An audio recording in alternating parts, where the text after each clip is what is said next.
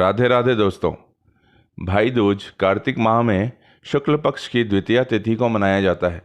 इसे भैया दूज, भाई टीका, यम द्वितीया और भ्रातृ द्वितीया आदि के नाम से भी जाना जाता है।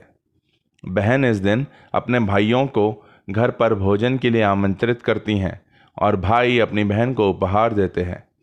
इस दिन बहनें अपने भाइयों के माथे पर तिलक लगाकर उनकी लंबी आयु और सुख समृद्धि की कामना करती हैं। भाई दूज से संबंधित एक पौराणिक कथा प्रचलित है।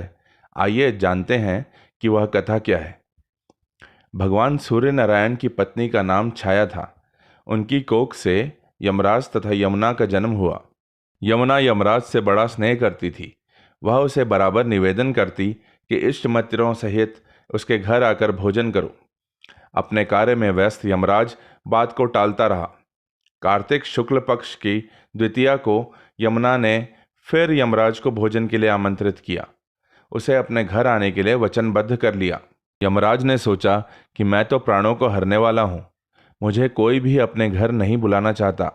बहन जिस सद्भावना से मुझे बुला रही है उसका पालन करना मेरा धर्म है। बहन के घर आते समय यमराज ने नरक निवास करने वाले जीवों को मुक्त कर दिया।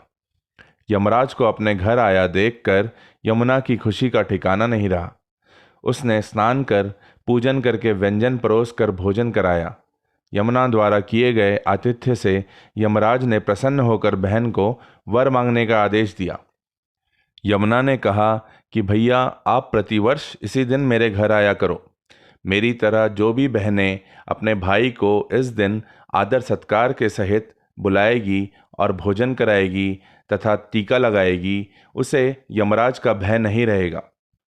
यमराज तथास्तु कहकर यमुना को अमूल्य वस्त्राभूषण देकर यमलोक चले गए। इस दिन से पर्व की परंपरा बनी। ऐसी मान्यता है कि जो आतिथ्य स्वीकार करते हैं उन्हें यम का भय नहीं रहता।